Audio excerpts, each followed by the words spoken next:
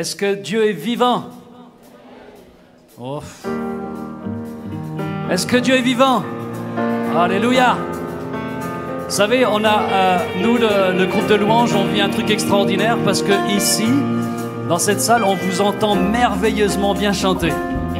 Chose qu'on n'avait pas de l'autre côté. Et c'est vraiment extraordinaire d'avoir ces voix qui viennent vers nous. Et waouh! On est bénis et gâtés.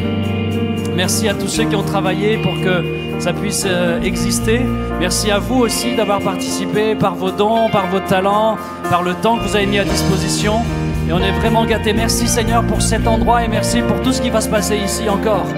Merci pour cette vision, merci pour ce qui va se passer dans la ville. À ton nom soit la gloire, Père. Vous êtes prêts?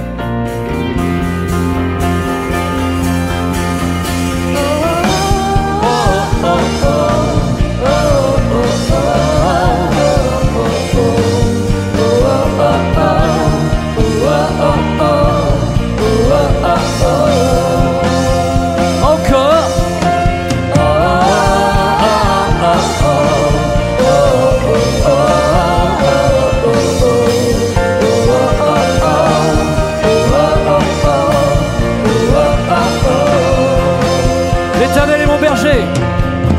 L'Éternel est mon berger. De rien je ne manquerai. Oh mon âme, chante mon âme.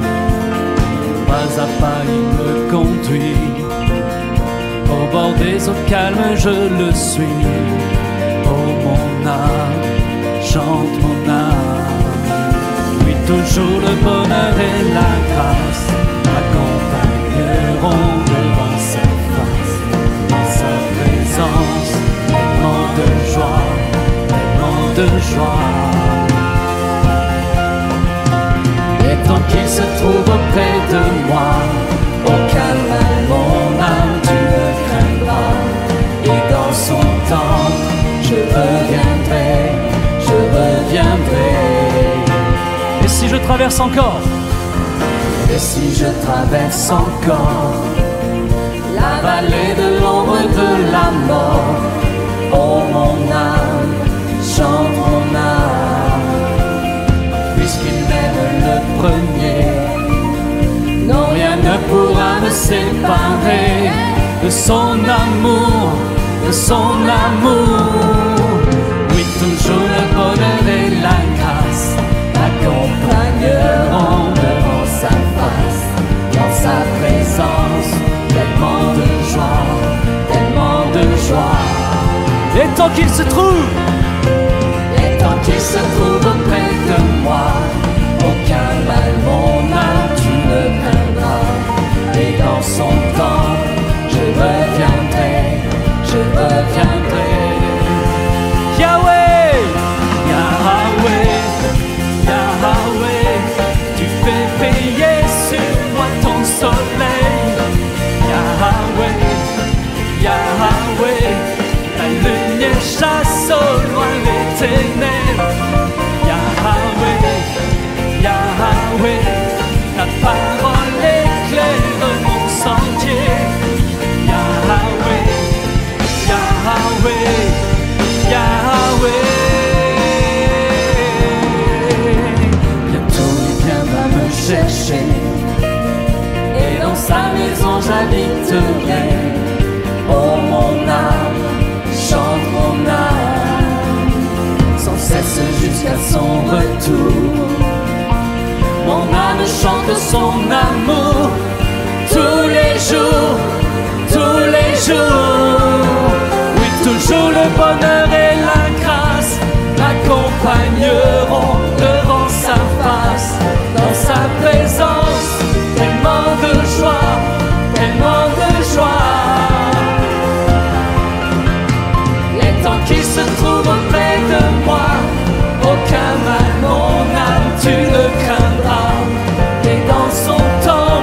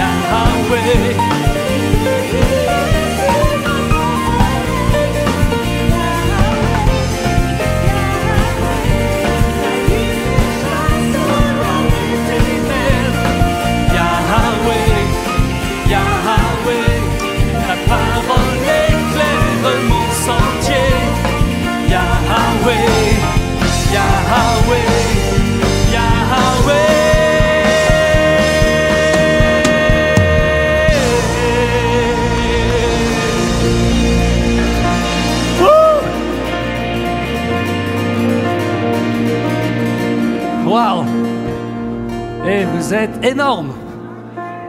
C'est incroyable l'énergie que vous envoyez ici. Je ne sais pas si vous vous rendez compte de ça. Vous êtes des gens incroyables. Dis à ton voisin, t'es incroyable, ta voisine, t'es incroyable. Waouh. Non mais dites-lui pour de vrai, hein, c'est pas juste vous répéter un truc que je vous ai demandé de répéter.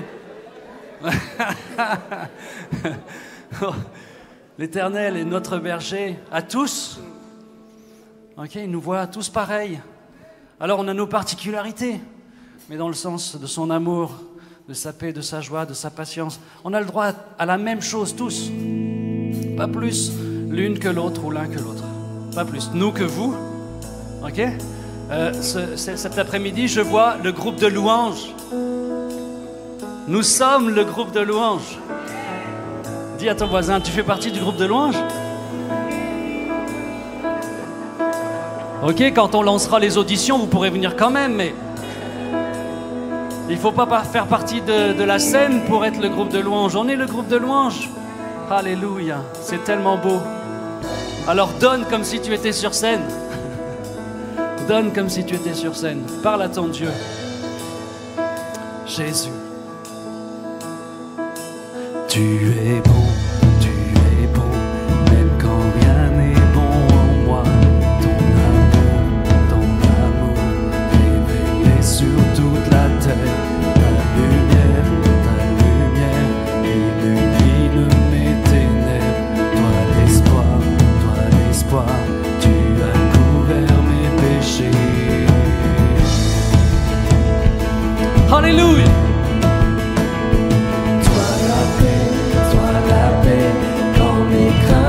Me dépasse, tu es prêt quand je viens à m'égarer. Toi ma joie, c'est toi que mon cœur adore. Car tu vis, oui tu vis, la mort n'a plus de pouvoir.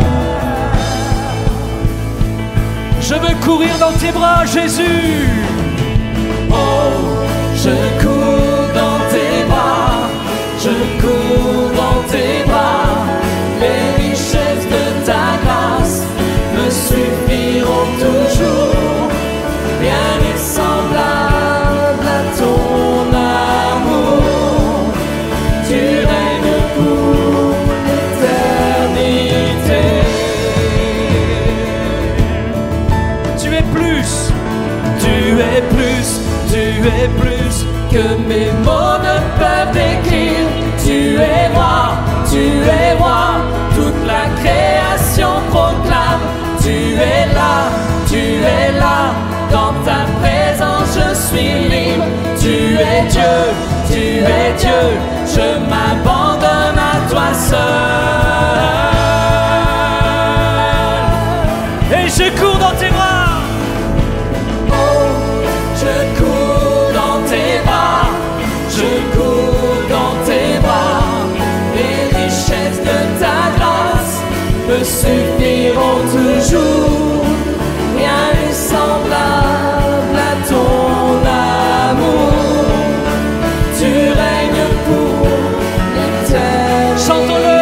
Oh, je cours dans tes bras, je cours dans tes bras. Les richesses de ta grâce me suffiront toujours.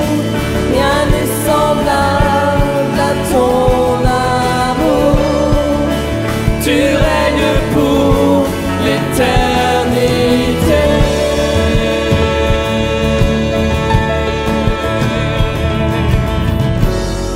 Mon cœur vers toi seul chantera.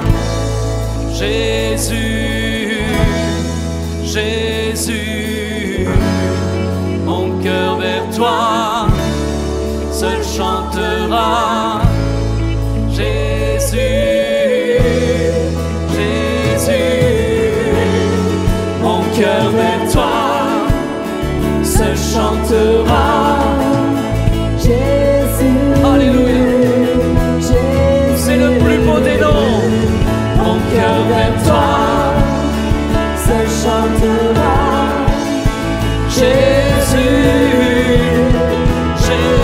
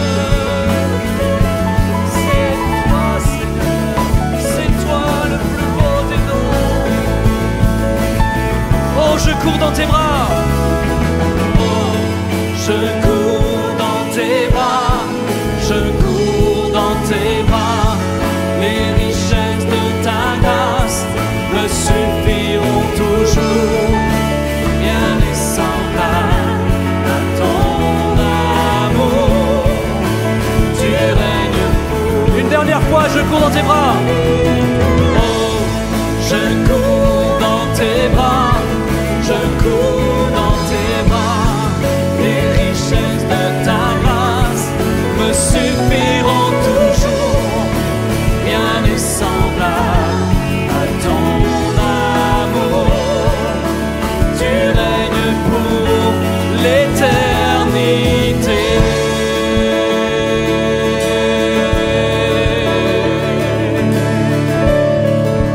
Tu règnes pour l'éternité. Tu règnes. Seigneur, tu es vraiment quelqu'un de supérieur à tous. Ce que tu as fait, Seigneur, n'a pas de prix. Seigneur, on ne peut pas trouver dans ce monde, ni dans un homme, ni dans un système, ce que toi tu es. Tu es le merveilleux, tu es le glorieux, tu es la lumière, tu es la paix, tu es la joie. Seigneur, sois glorifié. Nous voulons proclamer qui tu es. Nous voulons dire combien nous t'aimons. Nous voulons, Seigneur, déverser tous ensemble ici notre amour devant toi. Seigneur, on n'est pas parfait. On a encore du chemin à parcourir, mais on veut te dire qu'on t'aime, Seigneur. Nous t'aimons. Alléluia. Dites à Jésus, dites à Dieu que vous l'aimez. Avec vos mots, avec qui vous êtes, comme vous êtes. Est-ce qu'on peut lever la voix tous ensemble dans cet endroit?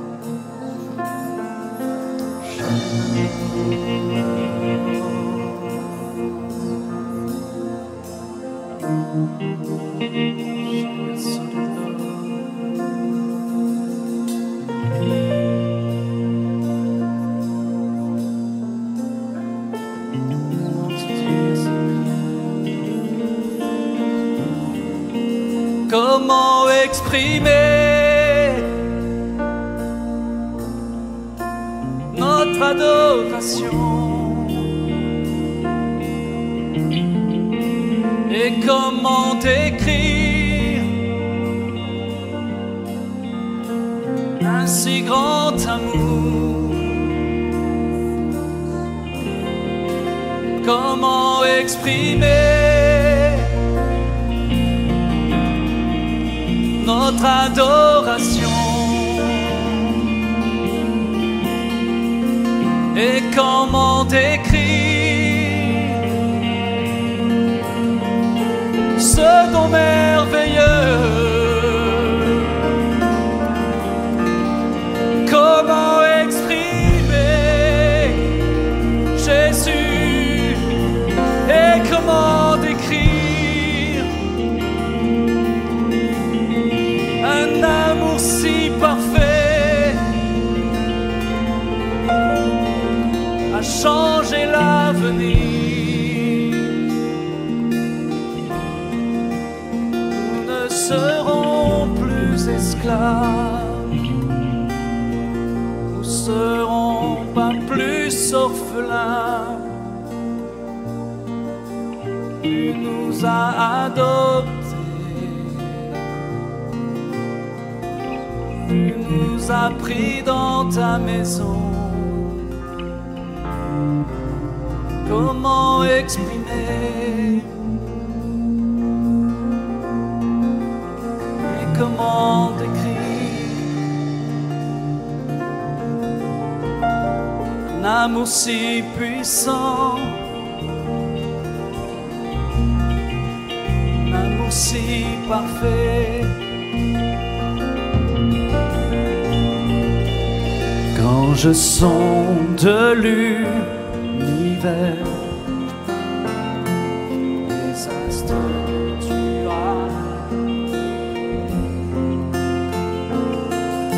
les océans,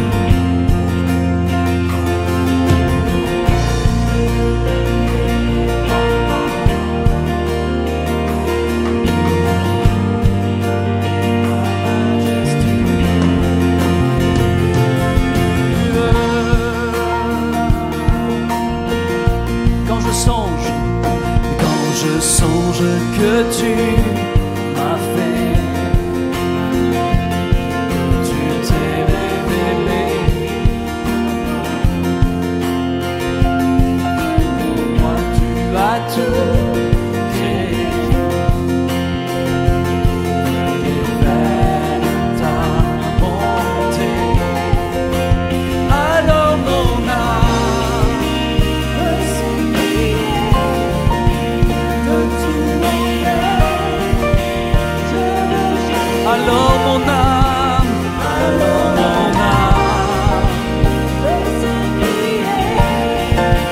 de tout mon cœur, je veux chanter.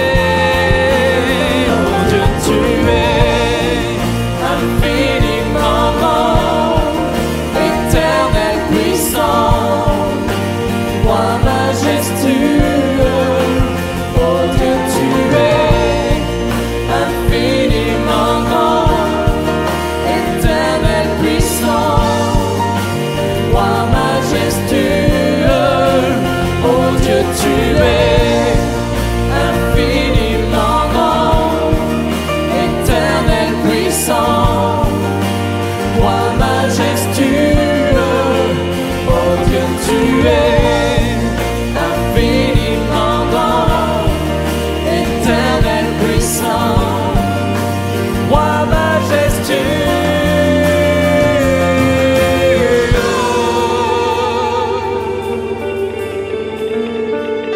Roi majestueux. Oh Jésus.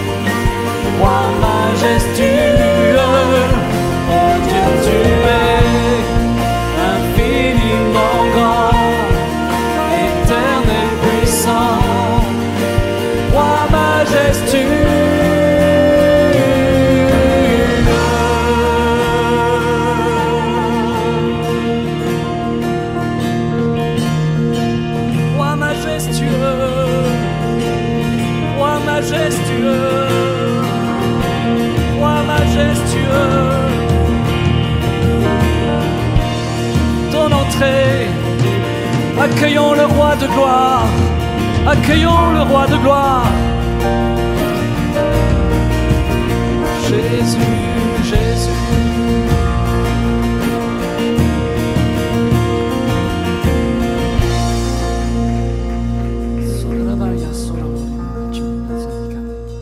Alléluia. Alléluia. Tu es le roi de gloire.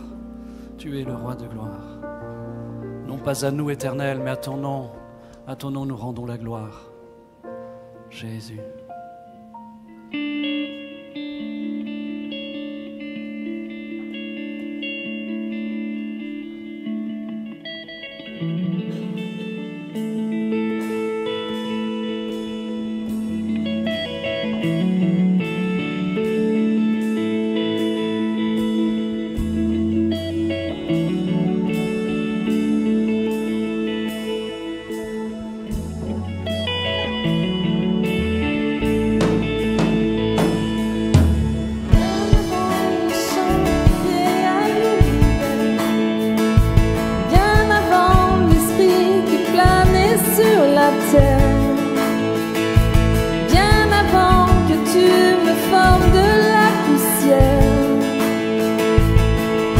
rêvais du jour où tu pourrais m'aimer.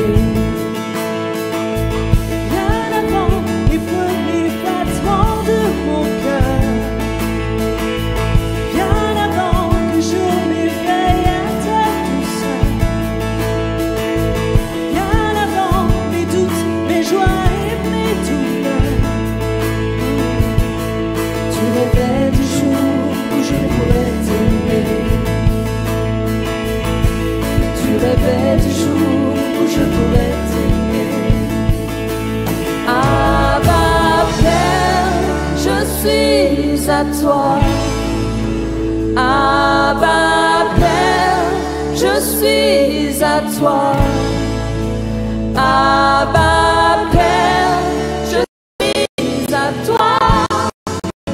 Abba Père, Contre le Père, bien avant que les cieux sur moi soient ouverts. Tu rêvais du jour où tu pourrais m'aimer. Bien avant que mon péché brise ton cœur. Bien avant que coule le sang et la sueur.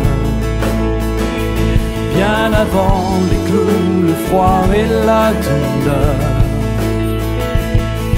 Tu rêvais du jour où tu pourrais t'aimer. Jésus, tu rêvais du jour où je pourrais t'aimer.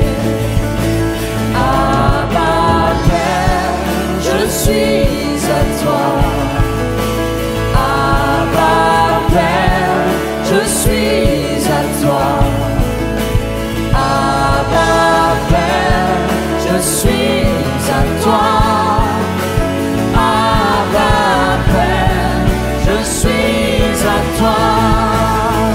Abba Père, je suis émerveillé, saisi par l'immensité de ton amour pour moi. Abba Père, si grande est ta tendresse, ton cœur est grand ouvert et je viens plonger dans tes bras. Abba Père, je suis émerveillé, saisi par l'immensité de ton amour pour moi. Abba Père, si grande est ta tendresse, ton cœur est grand ouvert et je viens plonger dans tes bras.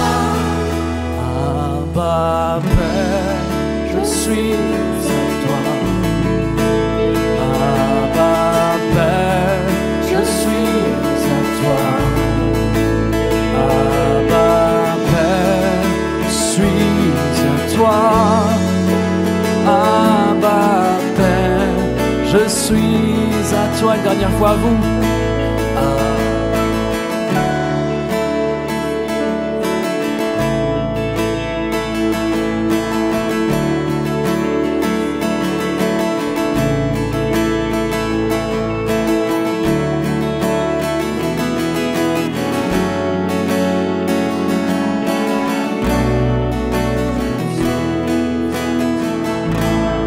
Notre Père, tu es merveilleux et on veut juste honorer ta présence dans ce lieu. Tu es glorieux, tu mérites la louange et l'honneur, la gloire te sont dues. Nous célébrons le Dieu des dieux, le roi des rois, celui qui nous fait progresser d'étape en étape jusqu'à ce qu'on soit dans le ciel avec toi. Sois honoré aujourd'hui, amen. Amen, amen. Vous pouvez reprendre place. Waouh, vous pouvez reprendre place. Je suis très heureux, très touché forcément. C'est la première fois que vous avez la chance avec moi de louer ici. Qu'est-ce que ça vous fait? Ça fait du bien, non? On salue nos amis en streaming, en direct. On est très heureux de vous avoir également. On croit qu'il y a quelqu'un qui m'a fait un petit gâteau avec une dédicace, un verset dessus. Il a dit que la gloire de cette maison, c'est encore plus grande que celle de la maison précédente. Mais vous savez, ce n'est pas tant la maison qui m'intéresse, c'est les habitants de la maison. Que les miracles, les guérisons, les prodiges, les baptêmes, les couples restaurés sont encore plus nombreux que dans la première maison. Alléluia. Wouh! Vous savez que c'est le dimanche de Pâques. Je ne vous apprends rien, là, rassurez-moi. Alors, on va ouvrir notre Bible ensemble. Pâques 2017, ça s'affiche sur vos écrans. On vit un petit miracle là. Pardon, on vit un beau grand miracle.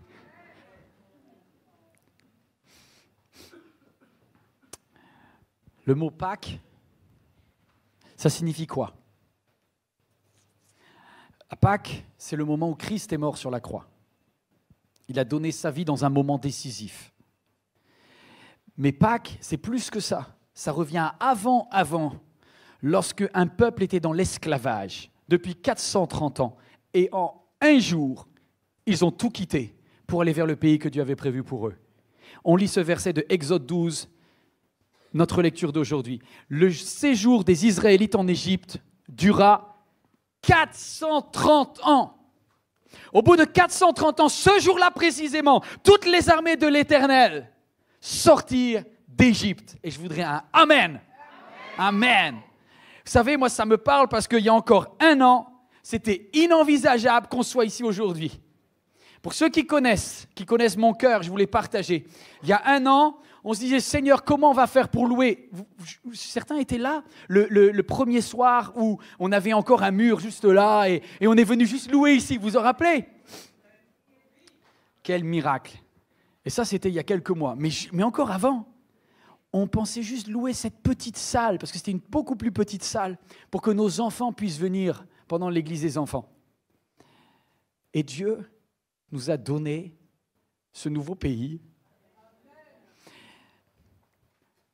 Il y a un an, c'était au mois d'avril dernier, exactement. Alors qu'on préparait la construction du grand palais des congrès MLK3, et que je ne savais pas, parce qu'on ne l'appelait pas 3 à l'époque, on l'appelait 2,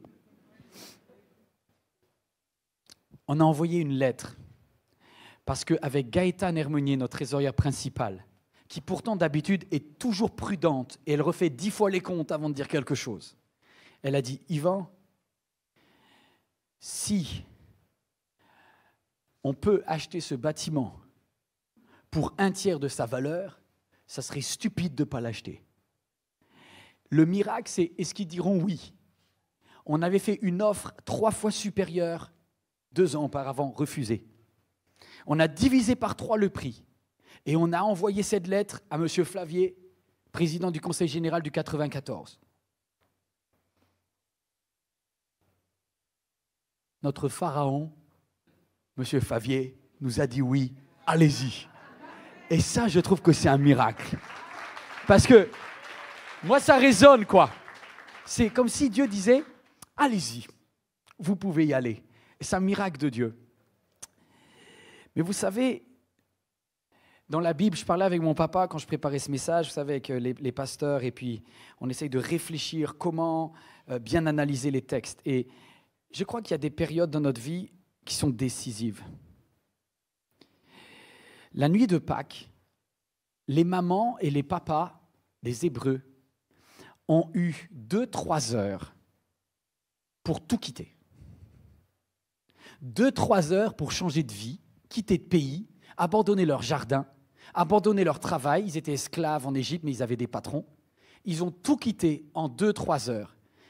Et je me suis dit, est-ce que, Seigneur, je suis au rendez-vous de ces moments décisifs que tu as dans ma vie? Je ne sais pas si je parle à quelqu'un cet après-midi ou toi qui es devant Internet, mais tu es peut-être en face d'un choix et tu ne vas pas avoir autant de temps que prévu pour donner ta réponse. Et là, on a un terrible dilemme. Écoutez bien, ça faisait 430 ans qu'ils souffraient en Égypte de l'esclavage. Et pourtant, Abraham leur avait dit, de la part de Dieu, mon peuple sera en Égypte pendant combien de temps? 400 ans. Pourquoi ils sont partis au bout de la 430e année alors que Dieu avait prévu 400 ans? Oui, Dieu permet parfois que tu patientes pendant très longtemps avant que la situation se débloque. Mais parfois, tu en rajoutes. Ils ont pris 30 ans de plus. 30 ans parce qu'ils n'étaient pas prêts alors qu'ils auraient dû être prêts. Ce qui fait que le jour où ils sont partis, c'est même pas parce qu'ils voulaient partir. Si vous lisez bien le livre de l'Exode, vous allez voir qu'ils sont partis parce qu'ils ont été, il ne faut pas dire de mots trop vulgaires, mais mis dehors, dégagés par le Pharaon. Ils n'étaient même plus prêts à bouger. Voici ce que je retiens. Pour débloquer son enfant, 30 ans de retard, mais pour les débloquer, son enfant, Dieu l'attire ou le chasse dehors. Vous savez, je crois que des fois, Dieu nous dit, viens, bouge, change ta situation. C'est le moment. Mais toi, tu dis, non, je calcule, je ne suis pas prêt, encore un peu de temps, il faut que je réfléchisse. Et Dieu dit, ok, perds ton temps si tu veux. Je t'attire comme un pêcheur. Vous avez vu ça dans le livre de Jérémie, ça ne s'affiche pas sur vos écrans, je ne le demande pas. Mais le livre de Jérémie dit, Dieu est comme un pêcheur qui nous attire. Et qu'est-ce qui se passe si on dit non à l'hameçon? Le livre de Jérémie dit, il vient comme un chasseur et met un coup de fusil. Ça ne vous fait pas plaisir, ça? Non, mais oui, il y a des moments où on est chassé. Je me rappelle très bien ce jour en 1992. À l'époque, j'ai 12 ans, comme ça vous calculez mon âge. J'ai 12 ans, je lis ma Bible et je lis... Je ne sais pas si c'était... Non, je crois que c'est sincère. Je me prenais un petit peu pour un prophète à l'époque. Et j'ouvre ma Bible et je tombe sur le livre de la Genèse où il est dit à Abraham, quitte ton pays, ta patrie, la maison de ton père et va vers le pays que je te montrerai. Et à cette époque-là, ma famille était dans un moment terriblement difficile, un moment d'obscurité, de ténèbres, d'esclavage même. Mes parents avaient tout donné pour une œuvre qu'ils pensaient qui était l'œuvre de leur vie. On avait construit la maison en face. Ma mère avait refusé un travail, mon père avait quitté, il aurait dû être professeur de faculté, il avait accepté d'être professeur de collège. Et alors qu'on avait tout donné, ce qu'on pensait être pour Dieu et pour les hommes, on avait promis fidélité à ces personnes, à ces responsables de l'Église. On s'est retrouvé dans une situation mais terriblement abusive, embrigadée, bloquée, liée. Ça existe dans les églises évangéliques, hein. Et je voyais ma mère qui pleurait matin, midi et soir. Je voyais mon père qui perdait sa joie. Mes frères et sœurs qui n'étaient plus du tout aussi heureux qu'avant. Et quand je reçois ce verset, quitte ton pays, ta patrie, va vers le pays que je te montrerai. Je suis arrivé dans la chambre de mes parents, j'ai fait toc toc. Je me rappelle encore, il y a ma mère qui est dans le lit en train de lire sa Bible. Mon père est déjà allongé parce qu'il est déjà en train de moitié de dormir. Puis j'ai dit, papa, j'ai une parole de Dieu. Et ma mère, qui est toujours la première à parler dans ces cas-là, elle me dit, c'est quoi la parole? Et je lui ai dit, Dieu il dit, tu quittes ton pays, ta patrie, la maison de ton père, et tu vas vers le pays que je te montrerai, maman va partir. Et ma mère, elle dit, waouh, c'est fort ça. Et mon père tout de suite, hop, hop, hop, hop, hop, hop, hop, on se calme là-dedans, là. On se calme, on part pas comme ça, on part pas sur un coup de tête, on va essayer d'arranger la situation. Et mon père a fait, et allé voir le pasteur, il a essayé de négocier, c'est très mal passé, 1 mois, 2 mois, 7 mois, 8 mois. Et au bout de 8 mois, je vois mon père qui rentre d'un entretien avec le pasteur et qui me dit, bon ben on part. Ah, je te l'avais dit, il me dit, bah oui on est chassé, maintenant on est exclu, on est obligé de partir. Ça c'est génial, c'est terrible en même temps. Et je me suis dit, tiens, c'est étonnant. Soit Dieu nous attire, soit il nous chasse. Peut-être quelqu'un est en train de vivre une situation d'abus dans laquelle tu souffres. Je parle par exemple de quelqu'un qui va au travail avec la boule au ventre. Tu es détruite à l'intérieur, tu sais que ça te fait du mal d'y aller. Je ne parle pas d'un travail qui par moment est difficile. On a tous un travail difficile, hein. Je ne suis pas en train de dire que le travail c'est facile. Mais je parle d'un travail où c'est abusif. Vous êtes maltraité, vous êtes en souffrance comme en Égypte. Pourquoi tu continues ? S'il y a une femme ou un homme, ça arrive aussi, qui est battu par ton conjoint, pourquoi tu restes? Si tu es dans une église dans laquelle tu es maltraité, pourquoi tu restes? Je sais ce que vous allez me dire. Mais pasteur, on ne part pas comme ça. Je ne vous demande pas de partir comme ça. Mais regardez juste ce que dit la Bible par rapport à ça. C'est plus complexe que ce que vous pensez. Il y a des moments décisifs où Dieu attend qu'il y ait un homme ou une femme courageuse qui se lève pour dire « c'est fini l'esclavage ». On ne va pas partir parce qu'on a envie de liberté à nous-mêmes, mais parce qu'on croit en Dieu et on croit que Dieu a mis sur notre vie une certaine forme de faveur. Nous croyons que Dieu nous fait passer par l'épreuve, on peut aller jusqu'à la croix, mais il y a la résurrection derrière. Dieu ne nous a pas dit de rester sans arrêt en esclavage. Vous êtes toujours d'accord avec ça? Ce que je voudrais dire, c'est que les 400 premières années d'esclavage, Dieu savait. Les 30 années de plus, c'est vous qui avez rajouté ça. Et moi, je me rappelle que quelques mois, là, quand je repense maintenant avec ces 6-7 mois que mon père nous a fait attendre, je me suis dit, c'était vraiment horrible. C'était des mois de trop. On s'est juste fait beaucoup, beaucoup de mal. C'était des prédications où il racontait notre vie sur l'estrade. Enfin, c'était des choses difficiles, quoi. Je me suis dit, c'était inutile. On aurait pu perdre la foi, les enfants, là-dessus. Si tu pars pas pour n'importe quoi, pars pas pour des choses, pars pour ta famille, pour sauver ta famille, pars pour sauver ton couple, pars pour sauver ta foi. Ça, c'est des bonnes raisons pour lesquelles tu pars. Regardez, moment décisif. Cet homme de Tiananmen, je lui dis bravo, c'est un étudiant chinois, ça s'affiche sur vos écrans. On est en juin 89. Ils viennent de faire une manifestation dans la rue. Le gouvernement chinois de l'époque a annoncé que les chars allaient arriver et qu'ils allaient écraser la manifestation. Et effectivement, tout le monde part. Vas-y, tu peux lancer la petite vidéo. Et ce bonhomme-là, sur YouTube, vous voyez cette vidéo, il va se lever, il va se mettre en face. Est-ce que vous allez avoir la vidéo ou pas? Dites-moi si je dois attendre ou pas. On va devoir attendre. C'est trop tard, tant pis, on ne va pas le faire alors. Je voudrais juste montrer comment il a bougé en même temps que les chars. Oui ou non, il faut juste que vous me disiez si j'attends ou pas. Ça ne marchera pas. Ah, désolé, c'est les aléas du direct. Vous voyez, quand il se lève, le char va se décaler. Il va se décaler. Le char va avancer, il va avancer. Il ne va pas reculer. Vous voyez, moi, quand il y a un char qui arrive, je recule. Et c'est étonnant parce que la personne qui filme de sa fenêtre cette image, elle fait un zoom. Et vous entendez dans la cuisine, dans la salle à manger, les mamans chinoises qui sont en train de dire « Bravo, bravo, bravo, bravo, bravo !» à ce bonhomme, mais il est tout seul. Je voudrais que vous soyez non pas ceux qui disent bravo aux autres de vivre plutôt que subir. Je voudrais que vous soyez des femmes courage, des hommes courageux, qui prenaient vos responsabilités et qui bougez parce que c'est plus tenable de rester.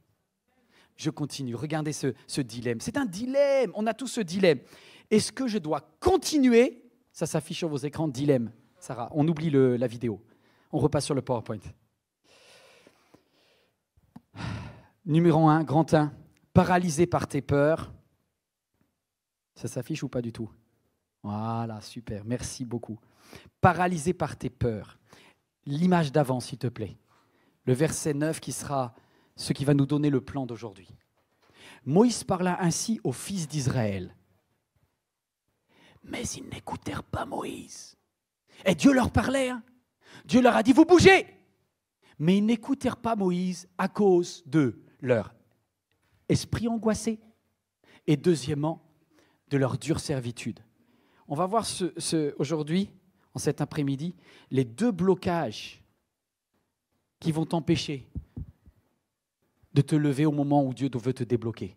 Le premier blocage, paralysé par tes peurs. Vous savez, j'ai marqué ce dilemme-là, c'est j'ai peur de perdre, j'ai peur de quitter ma terre et j'ai peur de partir trop tôt. Il y en a d'autres à qui ça parle? Je vais quitter des choses.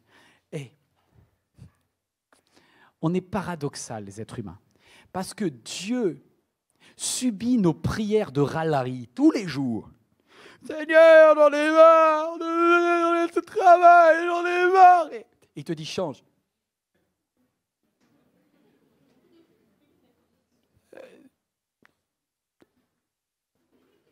Vous voyez ça? Pour dire qu'on n'est pas bien dans la situation, on a plein de mots. Et pour dire, bouge maintenant, alors arrête de râler, fonce. Ah mais ça me fait trop peur, Seigneur. C'est pour ça que les Israélites, ils pleurent, ils disent, on a marre de l'esclavage, c'est horrible l'Égypte. Ils partent et disent, on n'a plus notre melon.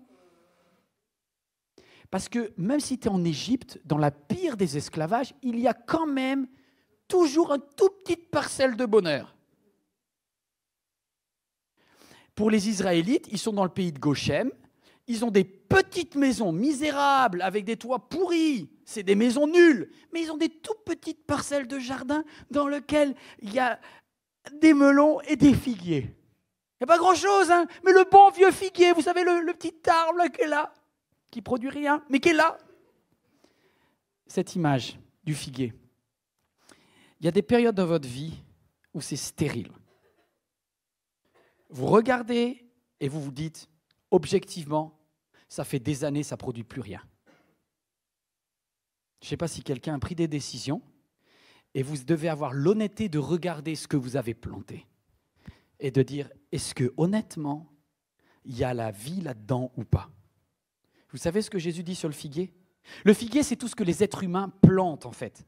Le figuier, ça représente les forces des humains. Vous savez, quand Adam et Ève, ils ont réalisé qu'ils étaient nus, qu'est-ce qu'ils ont pris? Des feuilles de figuier. Le figuier, c'est toutes nos belles constructions humaines. Et Dieu les approuve. Mais voici ce qu'il dit. Jésus dit aussi cette parabole. Un homme avait un figuier planté dans sa vigne.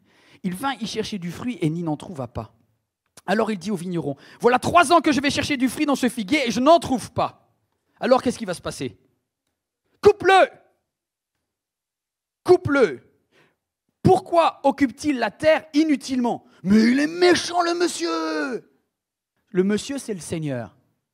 Le vigneron lui dit, Seigneur, laisse-le encore cette année, je creuserai autour, j'y mettrai du fumier et peut-être à l'avenir donnera-t-il du fruit. Sinon, je remettrai du fumier l'année d'après encore. Et j'en remettrai jusqu'à ce que ce vieil arbre y ressuscite. Eh bien non. Il dit la 4e année, vous voyez, c'est comme un deal entre toi et Dieu. Voici, dans toute situation abusive, dans laquelle il n'y a que de la mort et pas de fruit, tu dois mettre un timing. Tu ne peux pas dire, Dieu, ce figuier, c'est toi. Ce figuier n'est pas Dieu. Ne mélangez pas les constructions humaines et la vie de Dieu. Dieu, c'est le cycle de vie. Dieu, ce n'est pas le figuier. Le figuier, c'est nos plantations humaines. Mais Dieu donne la vie au figuier. Ce qui fait que vous pouvez être un jour dans une période de votre vie où ça produit du fruit, et la même chose, et je dis bien la même chose, des années plus tard ne produit plus. Il y a un moment où vous devrez vous confronter avec la réalité. Est-ce que ça produit du fruit encore? Et je suis un petit peu choqué parce que moi, j'ai mis trop de petits peu. Moi, dans les églises dans lesquelles j'ai grandi, on me disait « patience, patience, patience ». Mais c'est ce qu'ont fait les Israélites, 400 ans. Patience. 401, patience. 402, patience. On a déjà fait 399 avant, on n'est plus à une année près. 400. Sauf que là, il y a 30 ans de vie de perdu, mes amis. Il y en a qui auraient dû partir à 15 ans, ils partent à 45, c'est pas pareil. Vous savez la différence entre les deux? On manque de jus. Hein. Regardez cette phrase du pasteur Jean Le Pennec, elle est très bonne. Il dit, cela ne porte pas de fruits, mais ça pompe toute ton énergie. Des fois, on passe plus de temps à engraisser des arbres qui sont morts parce qu'on n'a pas le courage d'assumer le fait qu'on ne va pas pouvoir le sauver. Oh, vous avez bien entendu ça?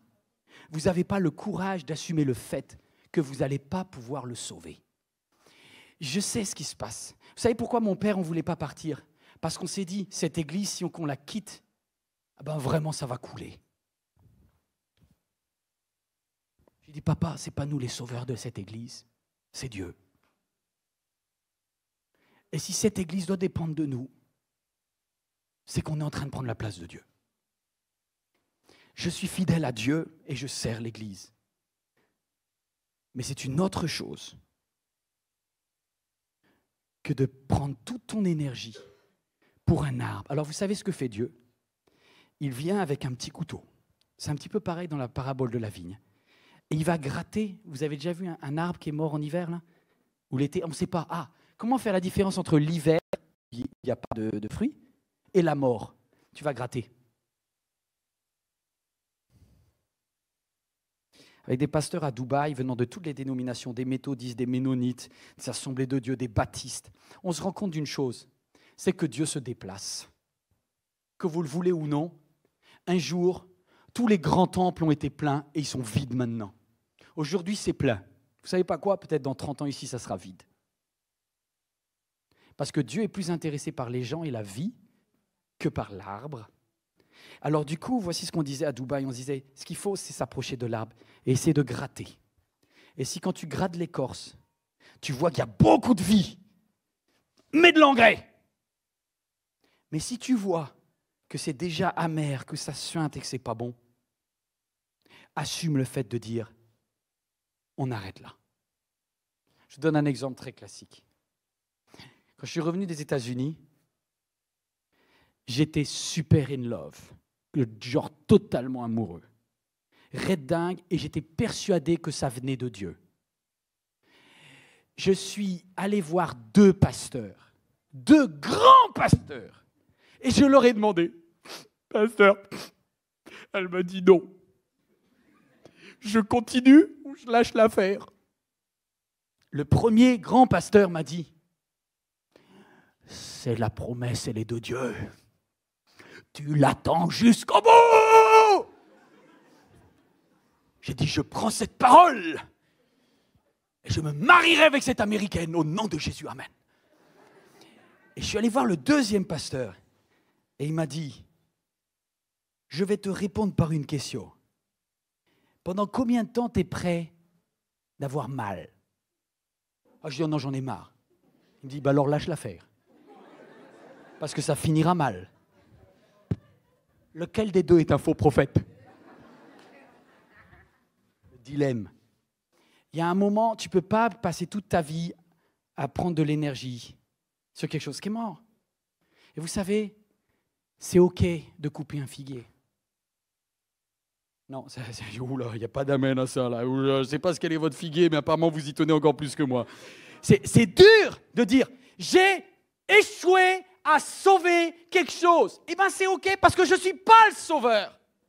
Il y a des situations où dans votre travail, vous ne pourrez pas sauver votre entreprise. Des fois, vous ne pourrez pas sauver votre maison. Vous ne pourrez pas sauver votre appartement. Vous ne pourrez pas le sauver. Vous ne pourrez pas le sauver. Vous allez faire des jeûnes et prières. Vous ne pourrez pas. Ce que Dieu a dit, bye bye, c'est bye bye. Oui, mais 1 an de plus, Seigneur. D'accord, pour 1 an.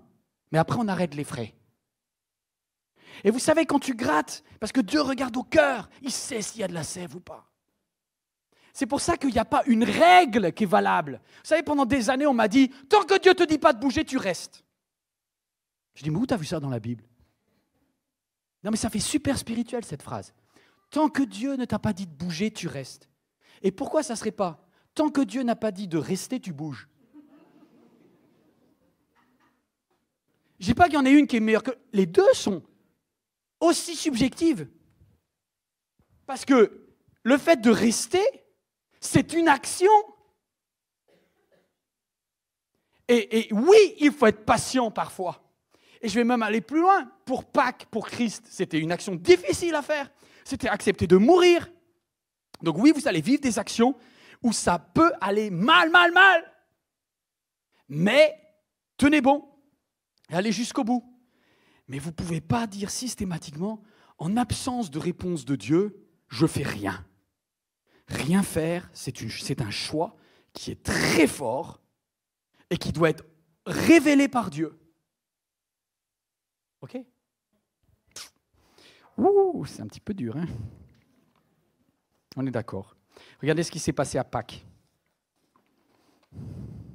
Je vais aller un tout petit peu plus loin. J'ai dit, Dieu est plus intéressé par ton attitude de cœur.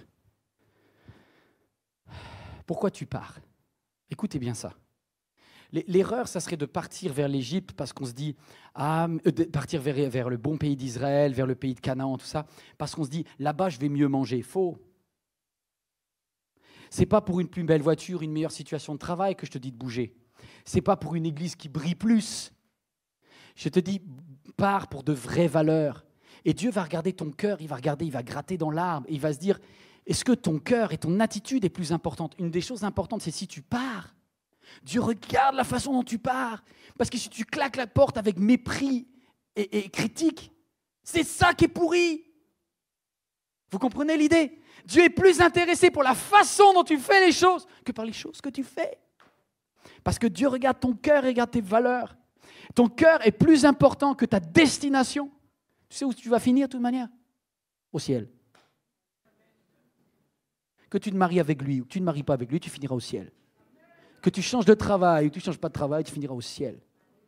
Que tu guérisses ou que tu ne guérisses pas, tu finiras au ciel. Parce qu'un jour, tu mourras toi aussi.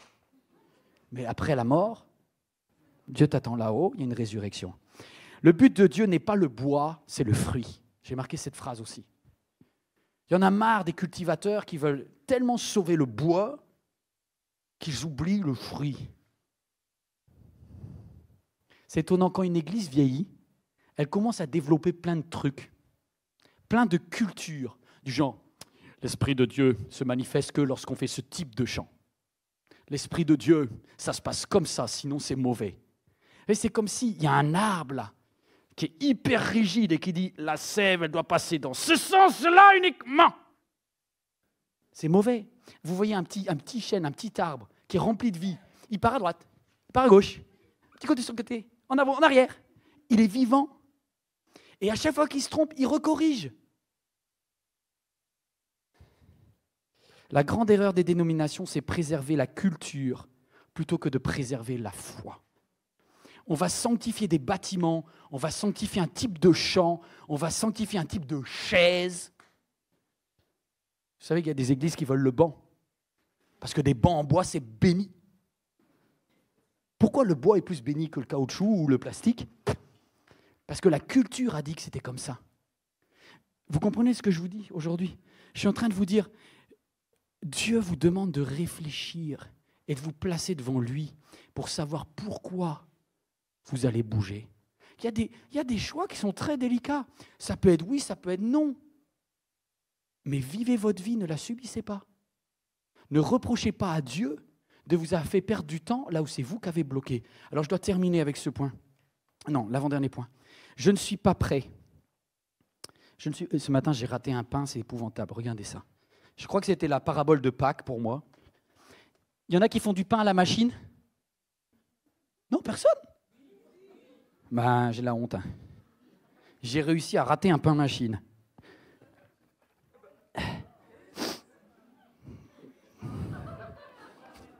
Je vous confirme, il est raté, ouais. On fait mieux, quoi. Il n'a pas monté. Et vous voyez, là, en plus, j'avais des invités chez moi. Ben, ça ne le fait pas. Parce que là, c'est même pas être un cuisinier moyen, c'est être un mauvais parmi les mauvais.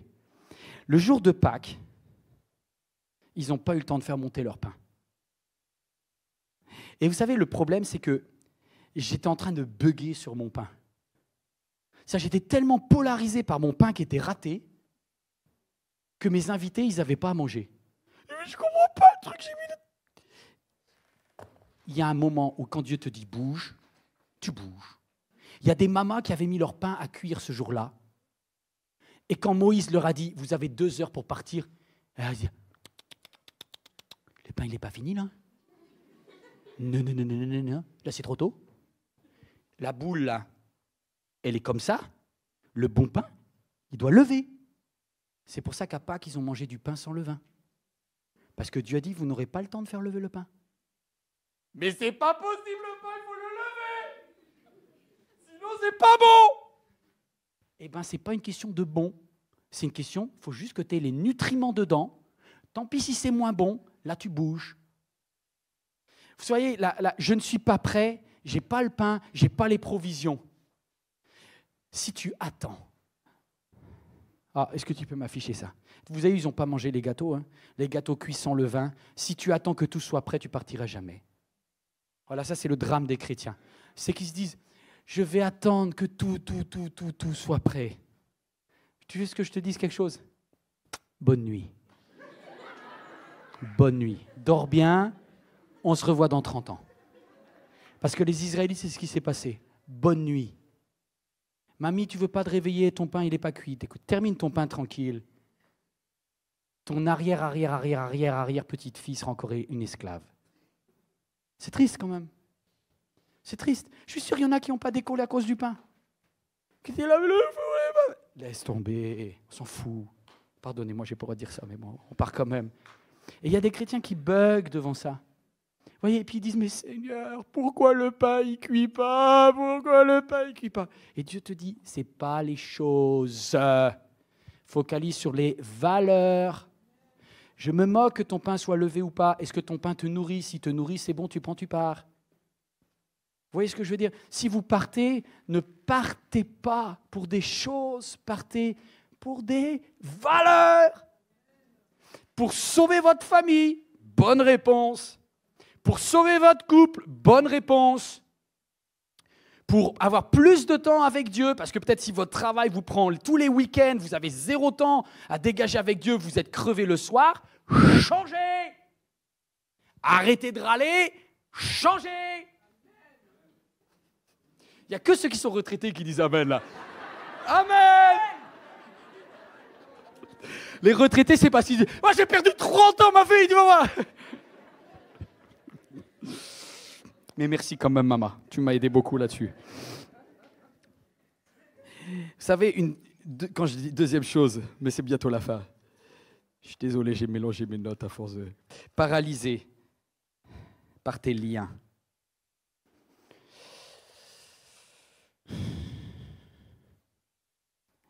Oui, tu vois, comme quoi, même si tu arrives à passer au-dessus de tes peurs, il reste un gros problème. Comment les Égyptiens vont réagir? Ouais, c'est bien, pasteur, je sors du culte là. Je vais aller voir mon patron, je vais lui dire « C'est fini !» Elle va te dire « Ok, t'es pas payé. » Non, je reprends. C'est ça le problème. Tu peux pas le faire au bluff. Ça marche pas. Ils l'ont fait au bluff. Oui, vous n'êtes pas les premiers à l'avoir tenté. Ils l'ont tenté. Moïse et Aaron sont venus, ils ont vu les chefs du peuple, ils sont allés voir le pharaon. Monsieur le pharaon, on veut partir dans le désert pour aller louer l'Éternel et on revient. Qu'est-ce qu'a dit le pharaon? Mais il n'a pas dit seulement non. Il les a traités, il les a insultés. Regardez la suite. Bande de feignants! Ce sont des feignants. C'est pour cela qu'ils exigent de pouvoir aller offrir un sacrifice à leur Dieu. Écrasez-les de travaux pour qu'ils aient de quoi s'occuper. Et ils ne prêteront plus attention à ces paroles mensongères. À chaque fois que tu veux partir, il y a un coup. C'est qu'en général, au début, ça bug quelque part. Si tu dis, Seigneur, vu que tu as dit qu'on part, le pharaon, il va nous dire, pas de problème mes chéris, allez-y. Le pharaon, il n'était pas prêt dans sa tête, hein. Il n'a pas reçu la pensée de Dieu comme quoi tu dois partir, lui. Hein. Ils arrivent devant le pharaon, ils disent, mais c'est sûr, mais Moïse, il a dit le bâton est devenu un serpent, au nom de Jésus, on part. Non! Le pharaon, il dit, mais vous êtes des feignasses.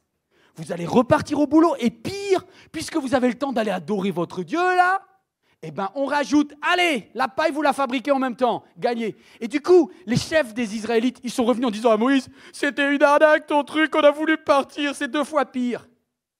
Si tu pars à fond, dans ta tête. Il faut que tu sois prêt à perdre. Vous voyez, on veut partir, mais sans rien perdre, sans aucun lien, sans critique. Tu ne pars pas sans critique. Tu as toujours quelqu'un qui va dire, elle est folle, la sœur. Elle est folle. Il y a toujours quelqu'un qui n'a pas le courage de partir, qui va vous dire, on va te voir quand tu vas revenir. Et c'est ce qu'a dit le pharaon, hein. Il a dit, on va se revoir. Hein. Sauf que maintenant, on va vraiment vous donner de quoi vous occuper, les gars. Et c'est ça, c'est que quand tu prends la décision de partir, en général, Satan joue une carte qui est le fait de dire, tu partiras jamais. C'est moi le boss. C'est moi le boss. Vous savez que les protestants, moi je me dis protestants, quand Louis XIV a révoqué l'édit de Nantes, et qui leur a dit, si un dans ce royaume de France lit sa Bible, on le fait arrêter, il prend les galères. Dans les Cévennes, des hommes et des femmes qui avaient leur Bible l'ont sorti des tiroirs et ont dit, qu'ils le veuillent ou non, on louera l'Éternel. Ils ont fait ce qu'on appelle les assemblées de désert. Ils allaient dans les déserts des Cévennes pour pas qu'il y ait les dragons du roi qui soient là. Mais il faut du courage. Et des fois, être un protestant, c'est s'opposer à des règles injustes pour une cause et des valeurs qui sont justes. Oui, ça demande du courage. C'est pour ça que vous êtes des protestataires. Vous êtes des protestants. Et moi, je m'estime comme ça. Et je suis là pour dire, oui, il y a un risque à payer. Oui, il y a un prix à payer. Mais je ne laisserai pas une mentalité d'esclave bloquer ma vie. Bloquer ma vie. Je termine, le souffle court. Vous savez, Chouraki, qui est un juif qui a traduit la Bible au mot à mot, il a utilisé ces paroles, il a dit en hébreu, c'est « ils ne sont pas partis parce qu'ils avaient un manque de roua » en hébreu. Ils avaient un manque de souffle. En gros, ils étaient là.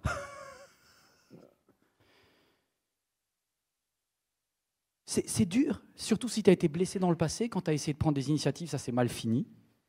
Tu dis là, aujourd'hui, pasteur, ce que vous me demandez, ça dépasse mes forces. Moi, j'étais esclave, j'ai pas envie d'en reprendre encore plus. Tant pis, je reste. J'ai plus le souffle d'y aller.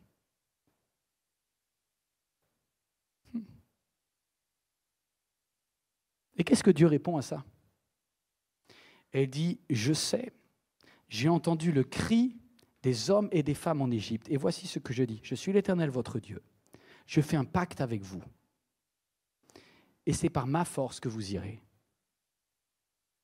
Et Dieu permet que pour ton voyage, pour ta destination, pour le courage que ça demande, la force est en Christ.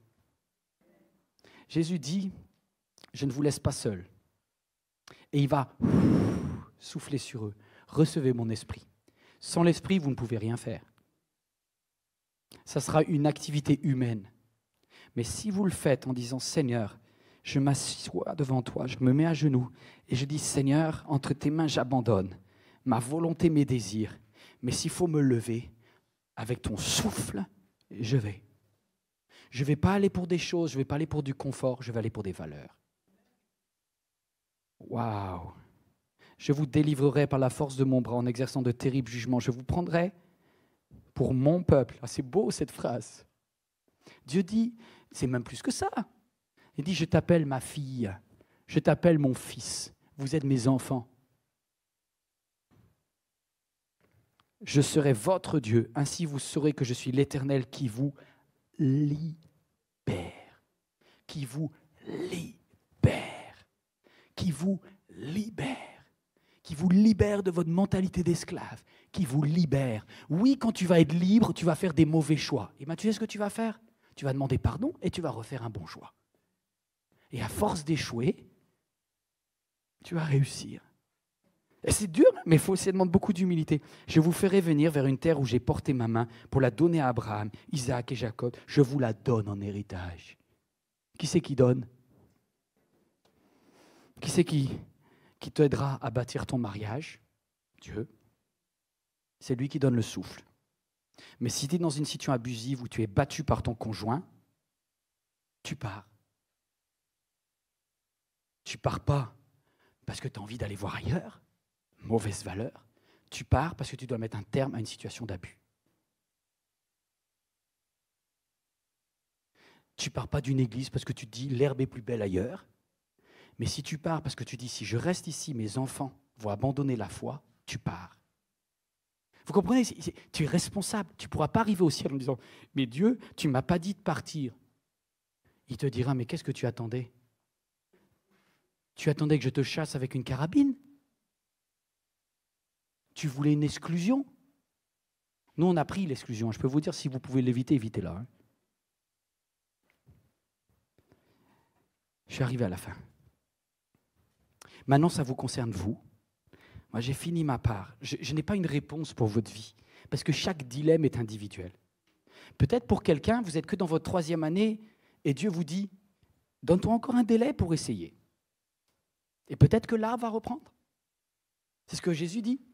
Mais au bout d'1 an, on s'engage à dire stop après. Hein. Parce que tu ne vas pas pouvoir passer ta vie à mettre du fumier autour d'un arbre mort. Parce que sinon, c'est toi qui vas finir comme l'arbre. Parce qu'en attendant, les années passent et l'amertume augmente. Et l'amertume, ça tue la vie. Tout est accompli. Que Dieu te donne le souffle d'aller jusqu'au bout. On ferme les yeux ensemble, Seigneur. Alléluia. Que Dieu te donne le souffle d'aller jusqu'au bout. Perds pas ton souffle. Le souffle, c'est ce qu'il y a de plus précieux. Sans mon esprit, vous ne pouvez rien faire. Est-ce que quelqu'un a besoin d'un souffle nouveau? Demandez, vous recevrez. Frappez et l'on vous ouvrira. Arrêtez de demander des choses. Demandez à Dieu de prendre soin de vos valeurs. Arrêtez de prier pour avoir un nouvel appartement. Commence à prier pour que Dieu te donne de pouvoir être encore plus dans sa présence, avec plus de capacité pour prendre soin de ta famille, pour bâtir ton mariage, pour bâtir tes enfants. Ça, ce sont des valeurs. Demande à Dieu la force d'avoir plus de courage, plus de gentillesse, plus de bonté, plus de douceur. Ça, ce sont des valeurs. Christ, notre Pâque, a été crucifié. Débarrassons-nous du levain, de la méchanceté et tout cela. Waouh! Waouh! On va se lever ensemble. En ce dimanche de Pâques, on se lève en vous qui êtes sur Internet. On va fermer les yeux, cherchons la face de Dieu. Seigneur, si c'est une parole pour quelqu'un, que cette journée de Pâques soit un moment décisif. Alléluia, Jésus. Alléluia.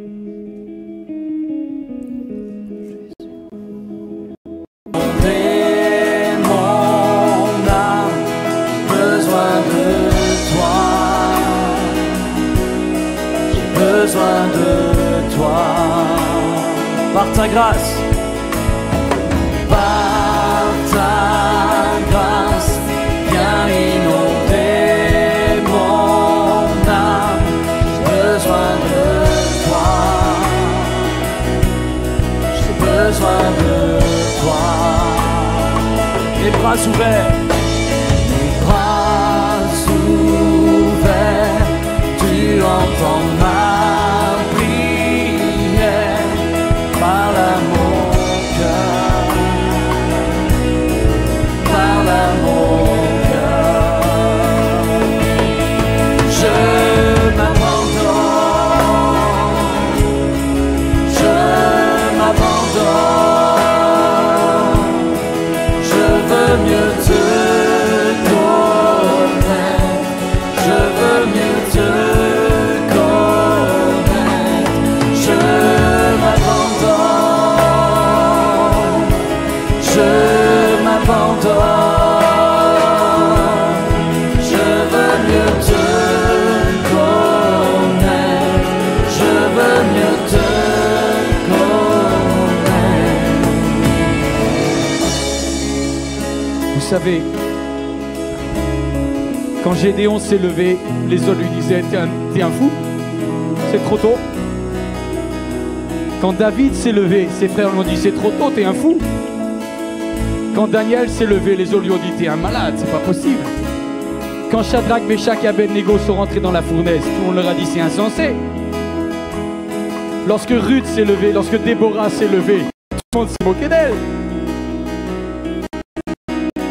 C'est d'eux que vous êtes les filles et les fils. C'est des héros de la foi, c'est des Hébreux 11. Par la foi, ils ont bravé les obstacles, ils ont conquis des royaumes. Par la foi, espoir de dépendre de lui maintenant. Seigneur, donne-nous la foi. Donne-nous la foi. Donne-nous de faire confiance. On ne veut pas être ici illuminé, on ne veut pas partir pour des choses, mais on veut partir pour des valeurs. On veut qu'il y ait des âmes qui soient sauvées. Ça fait partie de la Bible.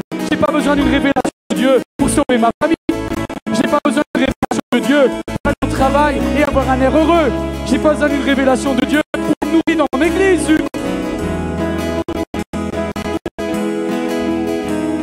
Seigneur, donne-moi la foi, donne-moi le courage, comme cet homme à Tiananmen, de mettre en face d'un char et dire zut, on arrête le délire, tu passeras pas.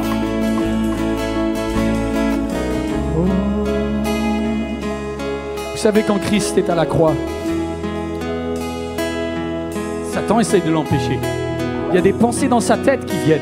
Si bien que Jésus dit, Seigneur, si cette coupe peut s'éloigner de moi, non pas ma volonté mais la tienne.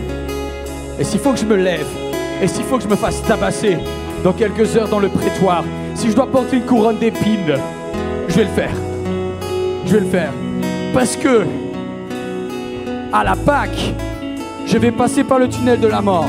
Mais je vous dis, dans 3 jours, je suis debout. Je suis à la droite du Père. Je suis ressuscité. Et je reviendrai pour vous dire que le souffle soit avec vous. Que le souffle soit avec vous. On va prendre la Sainte Seine ensemble. Alléluia, Jésus.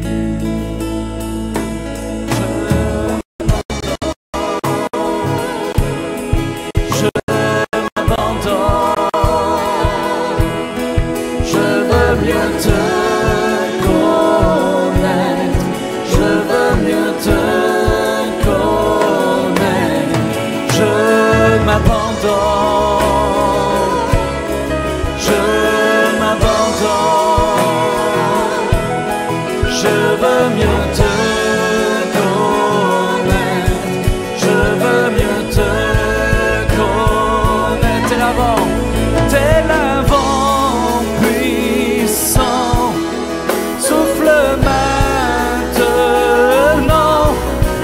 viens régner, Dieu viens régner en moi.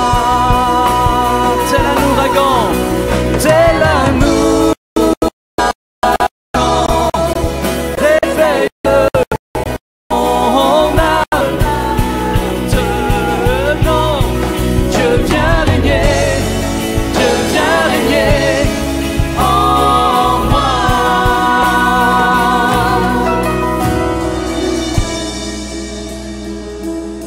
Alors on va prendre la Sainte Seine, comme c'est le dimanche de Pâques, tous ensemble. Si vous voulez bien, on va garder le morceau de pain dans la main. On va garder ce petit verre, je vais t'en prendre un, qui symbolise le sang que Jésus a versé à Pâques pour toi et pour moi. Parce qu'il a dit cette fois-ci, l'agneau sacrifié, ce sera moi. Bien avant que tu existes sur la terre, Dieu avait mis en place des valeurs dans lesquelles il voulait que tu marches.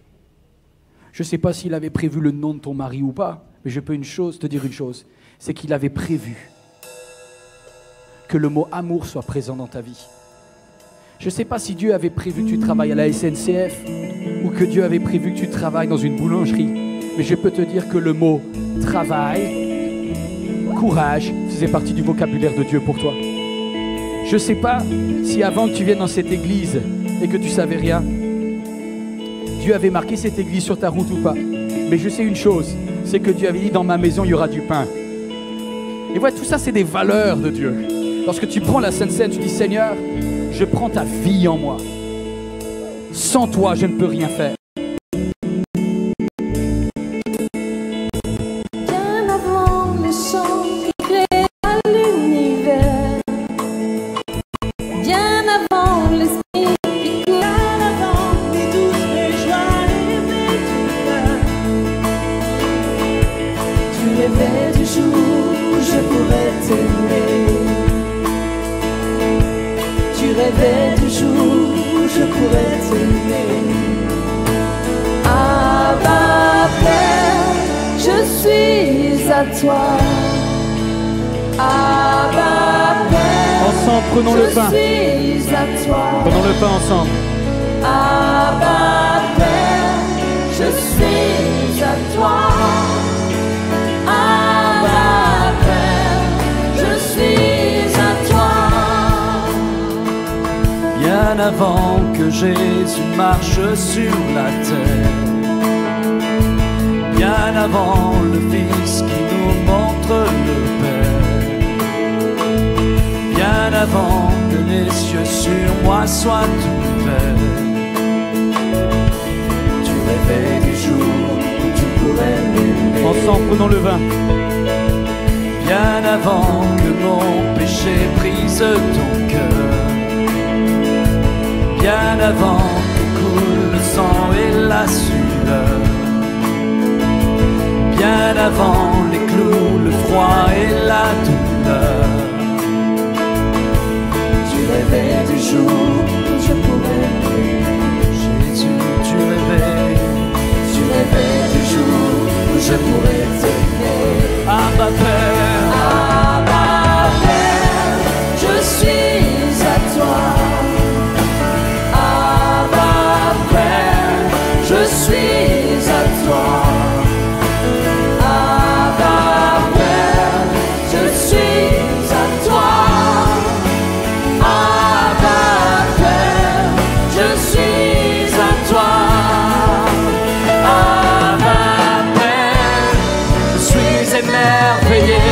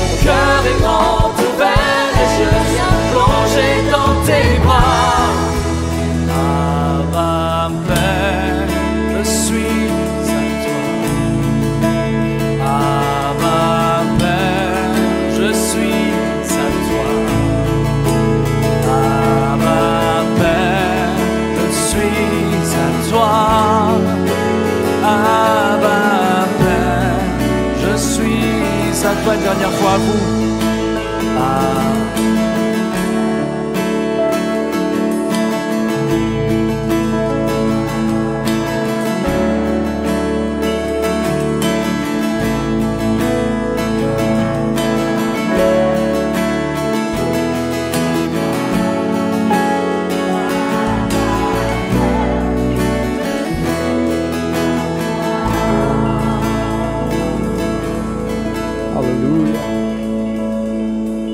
Je sais pas si vous voulez applaudir ou pas. Exprimez-vous comme vous voulez. Une présence de Dieu, elle est bonne. On va rester debout, un dernier effort pour rester debout. Vous voyez ce qu'on va faire, c'est que quand Moïse a amené les Hébreux hors de l'esclavage, ils ont tellement galéré, ils ont tellement souffert, qu'ils avaient une mentalité de « on doit tout compter ». Je ne sais pas si quelqu'un a manqué de tout, mais après avoir manqué de tout, tu comptes tout. 1 euro, c'est 1 euro. Et Dieu leur dit, on va faire un pacte quand même ensemble. Parce que je voudrais que dès maintenant, vous puissiez reconnaître que je suis à l'origine de toutes les bénédictions qui vont arriver sur votre vie. Et c'est étonnant parce que dans le même chapitre de l'Exode où il dit, vous allez partir cette nuit, vous n'aurez pas le temps de faire lever le pain. Il dit, on va faire un deal ensemble. Quand vous allez vers le pays où coule le lait et le miel, vous me reconnaîtrez. Et le prémisse, la première récolte, vous l'apporterez dans ma maison. Alors je pense que ça fait partie du culte, c'est un moment d'adoration. On va passer par nos offrandes, par le fait de faire nos dons financiers au Seigneur. Un don financier au Seigneur, ce n'est pas un impôt. Ce n'est pas quelque chose qui t'arrache le bras, tu dis « ah, je dois le faire ». Un don financier, c'est quelque chose de qui est beau en fait, qui est sanctifié par le fait que tu dis « Seigneur, je sème dans une autre vie ». Voilà, je vais donner pour que d'autres puissent avoir la vie. Tu vois mon figuier, Seigneur, je veux donner la vie à d'autres, voilà. Mon bois, c'est mon bois. Mais je vais prendre l'énergie que j'ai et je reconnais que les finances me viennent de toi. Alors je les redonne à quelqu'un. C'est ça le don. On va prendre une offrande ensemble. Merci pour vos dons financiers. Merci pour tout ce que vous faites. C'est quoi déjà le chant? Il est magnifique. Notre Dieu est fort et puissant. Et je voudrais qu'on fasse l'offrande. Je sais pas si vous savez danser aussi bien qu'en Afrique. Et non, on est métis, on n'est pas... J'ai vu certaines offrandes en Afrique. C'est sportif, hein? Mais au-delà du sport, moi, ce qui me touche, c'est le fait de donner avec joie. D'ailleurs, si quelqu'un ne donne pas avec joie, ne donnez pas. Mais si vous donnez, donnez avec joie en disant « je mets une graine pour que quelqu'un d'autre pousse ». Je mets une graine pour que quelqu'un d'autre pousse. Et je reconnais que Dieu est en premier dans mes finances. Et voici pourquoi je donne. Ma première récolte en sortant d'Égypte, ça sera pour l'Éternel. Voilà, on va prendre une offrande ensemble. Et Dieu, tu es fort et puissant. Et je voudrais qu'après 430 années d'esclavage, lorsque les armées de l'Éternel sont sorties, et les armées, c'était des mamies et des enfants, hein. Mais on a considéré que c'était une armée parce que c'était une armée qui criait, qui louait, qui adorait. Est-ce que vous êtes prêts à louer? Non, il y en a qui dorment ici. Est-ce que j'ai une armée en face de moi? Sinon, restez en Égypte et passez le temps que vous voulez. Bonne nuit à tout le monde. Mais pour ceux qui veulent être réveillés, on va louer. Est-ce qu'on peut frapper des mains en même temps?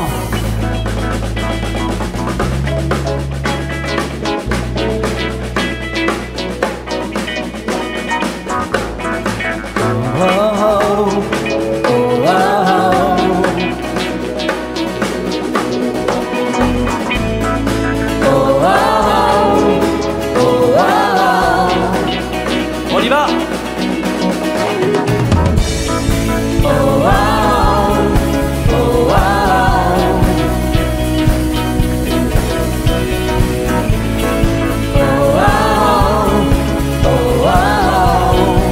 Dieu, tu es ma force. Dieu, tu es ma force et mon chant. Chaque jour, je me confie en toi. Tout-puissant, mon sauveur règne aux cieux. Dieu, tu es ma force, mon abri, la forteresse où je me réfugie, le rocher qui protège ma vie. Malgré les ténèbres, malgré les ténèbres et les dangers qui m'entourent, je lève les yeux pour accueillir ton secours. Je ne craindrai pas si tu es près. Je suis venu Je suis venu pour te rencontrer, pour proclamer que tu es fort et puissant, rien ne peut te résister. Sois glorifié, Dieu, tu es fort et puissant, rien n'est impossible à toi, ô roi des rois. Que tu es fort et puissant, au-dessus de tous les noms, nous déclarons que tu es fort et puissant. Oh wow, oh wow, que tu es fort et puissant. Oh wow, oh wow.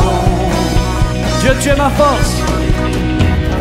Dieu, tu es ma force et mon chant, mon bouclier et mon libérateur.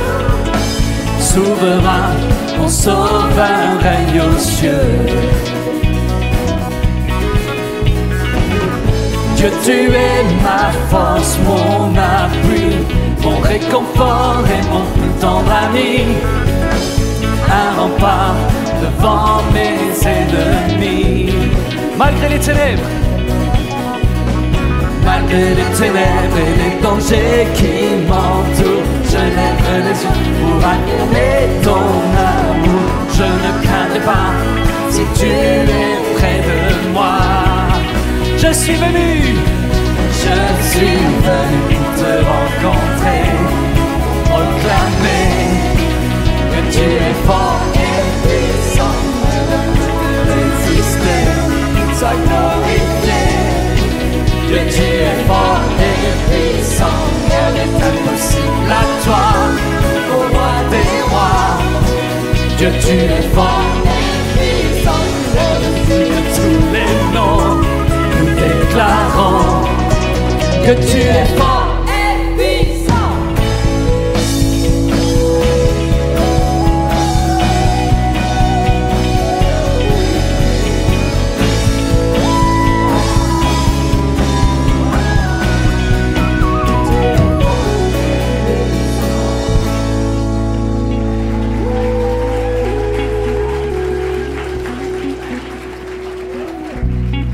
Bonjour tout le monde. Alors Evaristo a essayé de me faire chanter, mais il vaut mieux que je fasse les annonces pour tout le monde, pour le bien de cette nouvelle église. C'est très très bien. En tout cas, c'est une joie de vous voir tous dans ce nouveau lieu. On aime bien souhaiter la bienvenue à tous ceux qui nous visitent pour la première fois. Bienvenue aussi à tous ceux qui nous regardent sur Internet, c'est une joie aussi. Merci à toute l'équipe du stream d'avoir travaillé très dur ces 2 derniers jours. Alors, si vous êtes ici pour la première fois, juste levez la main, comme ça on vous fera un grand coucou, on vous dira bonjour. Bienvenue. Bienvenue. Bienvenue aussi. Bienvenue. Alors, comme on est tous un peu nouveaux dans cette église, voilà, il y a plein de gens avec des cordons rouges. Si vous avez une question sur l'organisation, sur où se trouve où, sur quoi, sur comment, sur quand, n'hésitez pas à les voir et à leur poser les questions que vous voulez. En plus, à la fin de ce culte, il y aura des personnes qui vous attendront en bas des escaliers pour vous faire visiter le haut. Donc pour l'heure, vous allez où vous voulez. En bas, vous allez voir le coin des enfants par ici. Là-bas, il y aura la cafette où vous pourrez prendre le temps de prendre un petit café, un petit chocolat. Il y a même des spéculoos pour ceux qui ont une petite faim, mais une petite, parce que le spéculoos, il n'est pas bien grand. Mais juste avec un petit café, c'est sympa.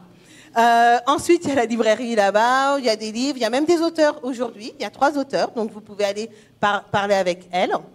Là, il y aura le point finance. Si jamais vous voulez payer votre dîme par carte bleue, si vous voulez faire un don, ça se passe là-bas, au point finance. Si vous voulez récupérer vos reçus fiscaux aussi, c'est au point finance. Tout à l'heure, on parlera d'inscription, ce sera au point information.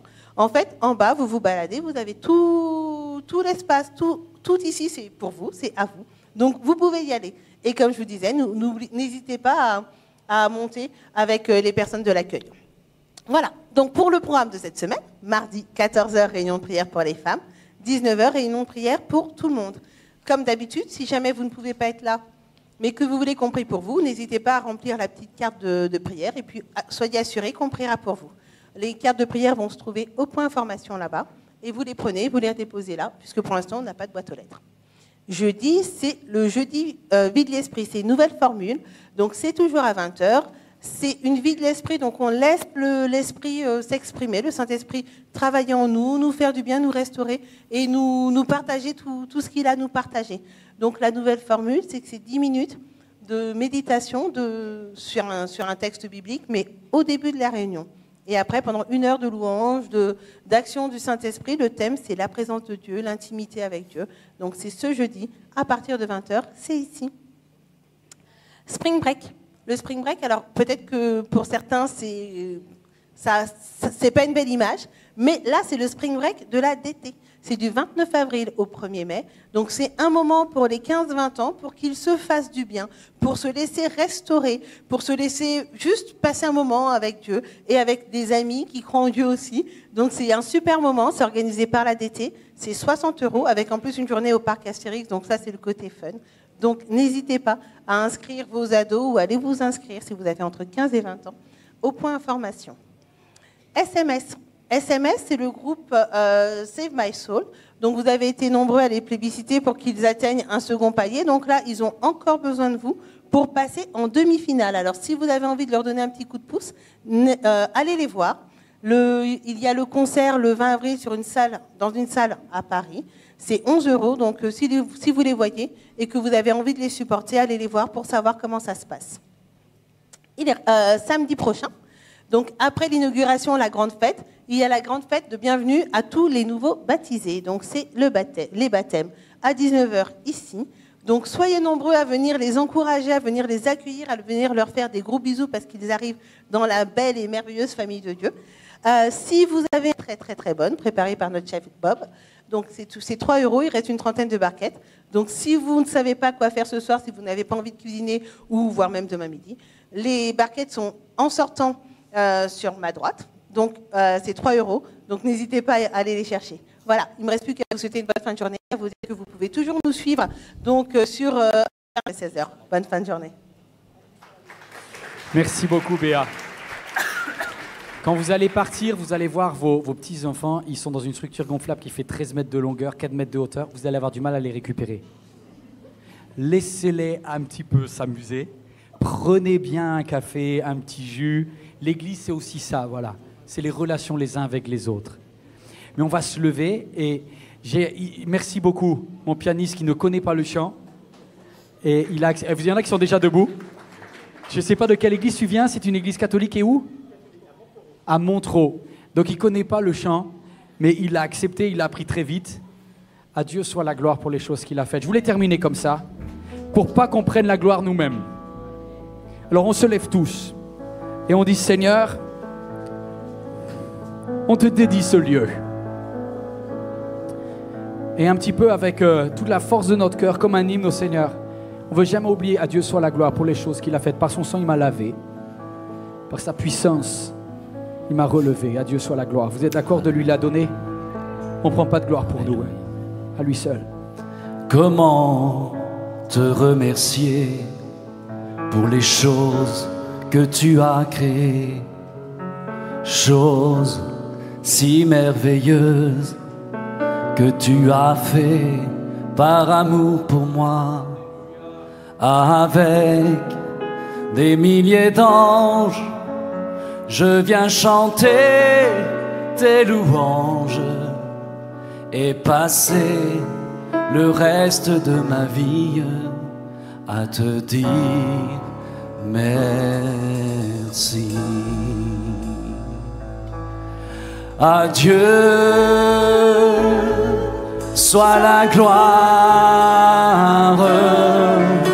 à Dieu soit la gloire, à Dieu soit la gloire pour les choses qu'il a faites. Par son sang, il m'a sauvé. Par sa puissance, il m'a relevé. À Dieu soit la gloire pour les choses a fait. Oui, à Dieu, soit la gloire. À Dieu, soit la gloire. À Dieu, soit la gloire pour les choses qu'il a faites par son sang, par son sang. Il m'a sauvé par sa puissance. Il m'a relevé. À Dieu soit la gloire pour les choses qu'il a faites. Que Dieu vous bénisse et bon après-midi à vous tous. Que Dieu vous conduise dans tous vos moments décisifs. Bon retour à chacune, bon retour à chacun. Prenez le temps de passer un bon moment avec les autres. Merci. Cher ami, j'espère que ce message vous a fait du bien et que Dieu vous a parlé pendant que vous regardiez cette vidéo. Vous avez décidé de vous approcher de lui. N'hésitez pas à aller plus loin. En tout cas, si vous passez en région parisienne, vous êtes le bienvenu ici à MLK à l'un de nos 5 cultes. Si vous désirez nous suivre sur églisemlk.fr, vous aurez accès à tous nos messages. Également sur la chaîne YouTube ou encore sur Facebook. Vous êtes le bienvenu à chaque fois. C'est un plaisir de vous recevoir. À très bientôt, j'espère.